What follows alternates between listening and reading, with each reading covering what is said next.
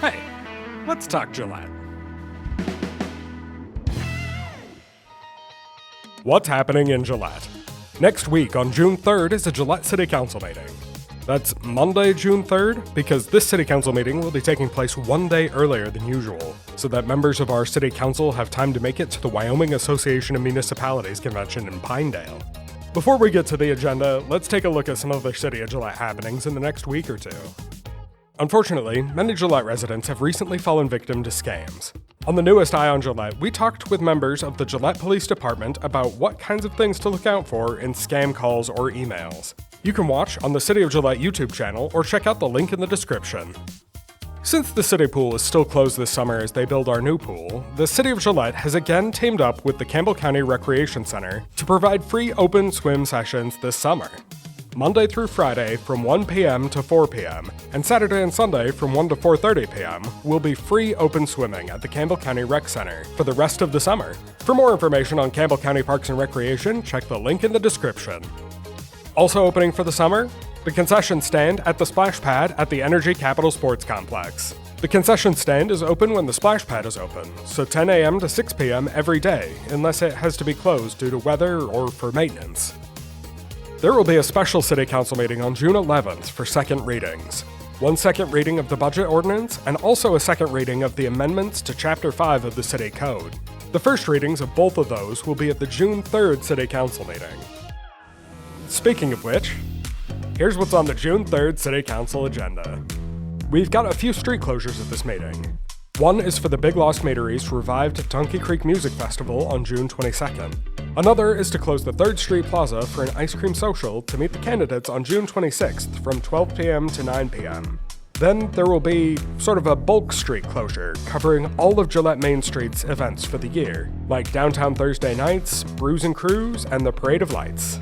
Aside from street closures, there's also a catering permit for Grinners on June 14th for an Affiliates Motorcycle Club pre-run fundraiser.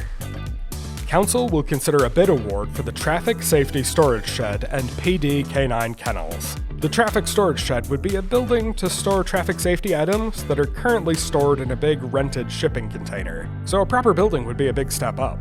The canine kennels would be used as a place for the canine units to live when their handlers are away for an extended period.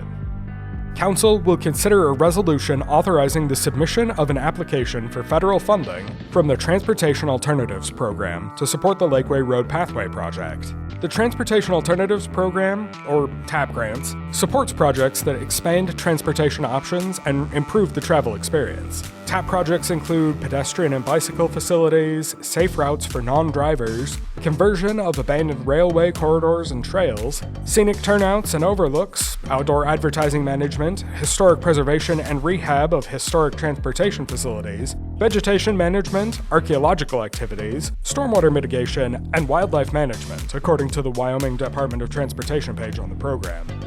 If the city is awarded the grant, there would be a required local match for the project, which would be provided by optional 1% sales tax funds. If you would like to know more about TAP grants, I've linked to the YDOT page I mentioned in the description. They will also consider a professional services agreement for design and bidding for the City Hall Space Utilization Study 2024. We've had the study done already. This is the city hiring someone to create designs in line with the findings of the study. There are a couple of optional 1% sales tax supported projects.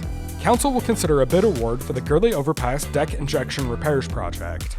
This is the repairs we do annually, called for by the Overpass Deck Inspection Project we had earlier this year. The other 1% project is the acceptance of public improvements for the drainage at 8th and Stock Trail project. There are two items from the May 28th Planning Commission meeting. One is a minor subdivision in Morningside Estates, where two properties are splitting the vacant lot in between them, making each slightly larger and removing the vacant lot. The other is a minor subdivision in the Gillette College subdivision, which is being split into two tracts along the path of Donkey Creek. At the City Planning Commission meeting, there was some confusion on what this entailed, but the minor subdivision question is only to make two distinct tracts, and there is no development planned at this time. Finally, as I mentioned earlier, there will be a couple of public hearings and ordinance readings for the first reading of the budget and the amendments to Chapter 5 of the City Code.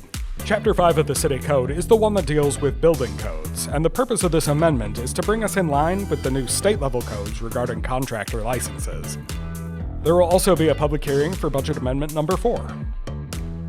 That's a brief look at the June 3rd meeting. You can find the agenda on the city website, gillettewy.gov, and click on any item link in the agenda to get a deeper explanation of the topic and see any supporting documentation. Sign up to receive meeting notices by going to the same website and clicking on the notification program link in the quick link section at the top of the homepage. City Council meetings are broadcast live on GPA TV Cable Channel 192, as well as streaming online at gillettewy.gov/GPA, where you can also find past meetings archived. Let's Talk Gillette is a production of Gillette Public Access Television and the City of Gillette. For more information on city operations, visit the city's website, gillettewy.gov, or follow the City of Gillette on Facebook or Instagram.